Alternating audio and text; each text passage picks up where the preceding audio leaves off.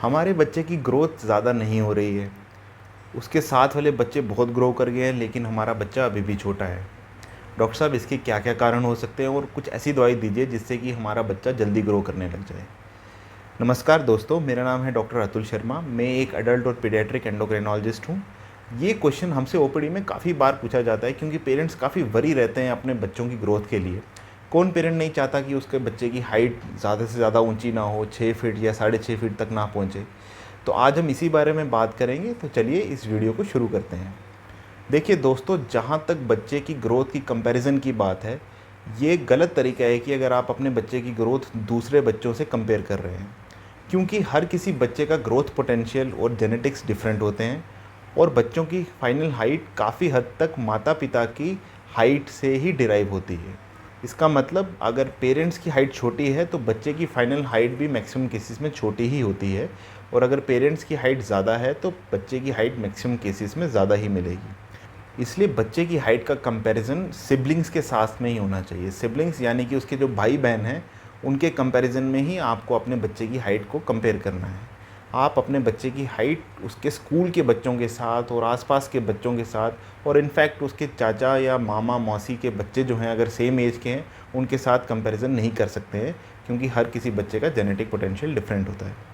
अगर कंपेयर करना भी है तो हमेशा सगे भाई बहन के साथ ही कंपैरिजन होना चाहिए कि उनकी हाइट इस एज में इतनी थी तो इसकी हाइट हमें थोड़ी कम लग रही है इसके सगे भाई के कंपैरिजन में। और एज अ पेरेंट आपको ये थोड़ा आइडिया होना चाहिए कि बच्चे की हाइट कब से आपको कम लग रही है। देखिए, कुछ बच्चे जन्म से ही छोटे होते हैं, उनकी बर्थ लेंथ कम होती है, जिनको हम कुछ जेनेटिक सिंड्रोम्स में क्लासीफाई करते हैं। कुछ बच्चे जो है वो बर्थ लेंथ तो ठीक होती है, लेकिन जैसे ही वो 1-2 साल के होते हैं तभी से उनकी हाइट जो है वो शॉर्ट होने लगती है। और कुछ बच्चों का 7-8 साल में जाके धीरे धीरे धीरे हाइट जो है वो कम ग्रो होने लगती है। और कुछ बच्चों की हाइट प्यूबर्टी में, यानी कि 10 साल से ऊपर, उनकी हाइट वैसे ग्रो नहीं करती है जैसे होनी चाहिए थी नॉर्मली। तो ये सबसे इम्पॉर्टेंट क्वेश्चन है जो हम एज अ डॉक्टर आप पेरेंट्स को पूछते हैं कि आपको कब से लग रहा है बच्चे की हाइट छोटी हो रही है। वो आप बहुत सारे तरीक़ों से जज कर सकते हैं, जैसे कि बच्चे के कपड़े छोटे हो रहे हैं क्या। जो पिछले साल या 6 महीने पहले बच्चे को कपड़े आ रहे थे, वही कपड़े अगर अभी भी फिट आ रहे हैं लेंथ वाइज, तो इसका मतलब उसकी हाइट इतनी ग्रो नहीं की है। दूसरा तरीका ये है कि स्कूल में वो प्रेयर में लाइन जो लगती है उसमें किस नंबर पे खड़ा होता था पहले और अब किस नंबर पे खड़ा हो रहा है। फॉर एग्जांपल, अगर वो पहले 5वें या 6ठे नंबर पे खड़ा होता था, लेकिन 2 साल बाद वही 5वें 6ठे से अब वो पहले नंबर पे खड़ा हो रहा है, इसका मतलब ये है कि उसकी हाइट जो है वो वैसे ग्रो नहीं कर रही है जैसे करनी चाहिए थी। और इसके साथ एक और इम्पॉर्टेंट चीज़ हमें ध्यान रखनी है कि जो लड़कियों की हाइट है वो लड़कों के वनिस्पत थोड़ी कम रहती है। जो मीन हाइट, एवरेज हाइट अगर हम पॉपुलेशन में देखें, वो लड़कियों की मेल्स के कंपैरिजन में थोड़ा कम ही रहती है। तो लड़कियों का वैसे ग्रोथ पोटेंशियल थोड़ा कम होता है एज़ कम्पेयर टू मेल्स। जहाँ तक बात आती है कि हाइट ग्रो करने की, कि कुछ ऐसा तरीका बताइए कि जिससे हाइट ग्रो हो जाए। देखिए दोस्तों, आप नेचर के अगेंस्ट नहीं जा सकते हैं। बच्चों की हाइट यूजुअली, जैसे कि मैंने आपको पहले भी बताया, माता पिता के मिड पेरेंटल हाइट से ही हम कैलकुलेट करते हैं कि एवरेज हाइट उसकी कितनी रहने वाली है जब वो बड़ा होगा। तो आप चाह के भी मिड पेरेंटल हाइट के अगेंस्ट नहीं जा सकते हैं। ये बहुत सारी कुछ मिसकंसेप्शन है लोगों में कि कुछ ऐसी जादुई हमें मेडिसिन दे दो कि जिससे हमारी हाइट ग्रो हो जाए, या हमारी हाइट कम है तो हम ज़्यादा ग्रो कर जाएं। ऐसा बिल्कुल नहीं है।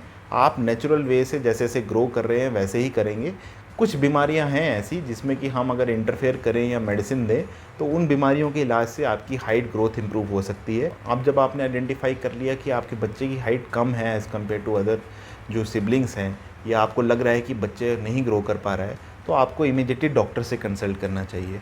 बिकॉज़ कभी कभी ऐसी बीमारियां होती हैं जिसका हम इलाज करें तो बच्चे की हाइट जो है वो इम्प्रूव हो सकती है। उसमें सबसे इम्पॉर्टेंट चीज़ है, अगर आपके बच्चे का खून कम है या उसको जोड़ों की बीमारी है, कोई भी क्रॉनिक इलनेस है जो उसको बचपन से ही, फॉर एग्जांपल अगर आपके बच्चे को रेस्पिरेटरी ट्रैक, छाती में इन्फेक्शन होता है बार बार, अगर कहीं पे भी इन्फेक्शन होता है, बार बार बुखार आता है, उसको खून की कमी है, तो उन सब कारणों से भी हाइट ग्रोथ कम हो सकती है।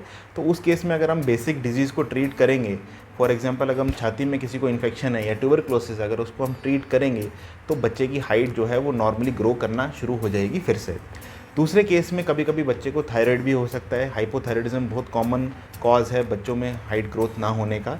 तो उस केस में वही आपके डॉक्टर असेस करेंगे और आपको एडवाइस करेंगे थायराइड टेस्ट के लिए। अगर थायराइड टेस्ट में अगर आपका TSH बहुत बढ़ा हुआ आता है, T4 कम आता है, तो थायराइड रिप्लेसमेंट देने के बाद, थायराइड की मेडिसिन स्टार्ट करने के बाद आपके बच्चे की हाइट दोबारा से नॉर्मलाइज हो सकती है।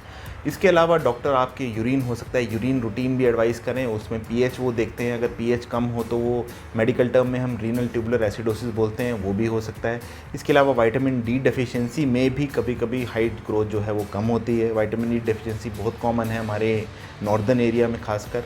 इसके अलावा रेयर केसेस में कभी कभी ग्रोथ हार्मोन की डेफिशिएंसी भी हो सकती है, लेकिन ग्रोथ हार्मोन की डेफिशिएंसी दोस्तों बहुत ही रेयर कॉज है ग्रोथ ना होने का।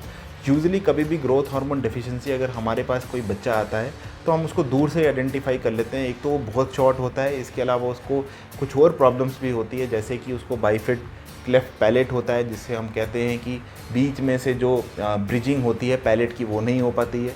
इसके अलावा और काफ़ी इश्यूज़ होते हैं ग्रोथ हार्मोन डेफिशिएंसी के साथ, लेकिन ग्रोथ हार्मोन डेफिशिएंसी वाला बच्चा काफ़ी छोटा होता है और वो दूर से ही डॉक्टर, हम पीडियाट्रिक एंडोक्राइनोलॉजिस्ट फटाफट पहचान लेते हैं उसको कि उसको ग्रोथ हार्मोन डेफिशिएंसी हो सकती है। लेकिन growth hormone deficiency as such बहुत रेयर कॉज है ग्रोथ ना होने का। अगर आपके बच्चे की हाइट जो है वो बचपन से ही छोटी थी या बचपन से ही वो ग्रो नहीं की है और उसको कुछ एबनॉर्मल फेशिस हैं, यानी कि उसको देखने में लुक वाइज वो लगता नहीं है कि वो नॉर्मल बच्चों जैसा है, थोड़ा फेशियल अपीयरेंस उसका डिफरेंट है, तो हो सकता है उसको कुछ सिंड्रोमिक कॉजेज़ हों। सिंड्रोमिक कॉजेज़ बहुत सारे हैं, उसके बारे में हम ज़्यादा डिटेल में नहीं जाएंगे, अदरवाइज़ ये वीडियो काफ़ी लंबा हो जाएगा। जेनेटिक सिंड्रोम्स का मोर ऑफर देन नॉट कोई खास ट्रीटमेंट नहीं होता है। कुछ कुछ केसेस में ये देखा गया है कि अगर हम उनको ग्रोथ हार्मोन दें तो ग्रोथ हार्मोन से उनकी हाइट फिर से इंक्रीज़ हो सकती है। तो इन अ नटशेल अगर मैं आपको बताऊं, बच्चों की ग्रोथ ना होने के सबसे इम्पॉर्टेंट कारण अगर मैं बोलूं तो क्रोनिक इलनेस है। वो कोई भी इन्फेक्शन या इन्फ्लेमेशन हो सकती है, रूमेटॉइड आर्थराइटिस, कोई भी इन्फेक्शन, ट्यूबरक्लोसिस, चेस्ट इन्फेक्शन हो सकता है। दूसरे नंबर पे कभी कभी थायराइड की बीमारी भी होती है, उससे भी ग्रोथ रुक सकती है। कभी कभी बच्चे का खून कम होता है, उससे भी रुक सकती है। और ग्रोथ हार्मोन डेफिशिएंसी लास्ट में आता है, मोर ऑफर देन नॉट बहुत ही रेयर कॉज है बच्चे की ग्रोथ नहीं होने का। तो अगर आपके बच्चे की हाइट इंक्रीज़ नहीं हो रही है तो अपने एंडोक्राइनोलॉजिस्ट से कंसल्ट कीजिए, वो आपको सही राय देंगे और सही टेस्ट एडवाइस करेंगे, जिससे कि आपके बच्चे की हाइट फिर से नॉर्मलाइज हो सके। तो इस वीडियो को आज यही ख़त्म करते हैं। नमस्कार।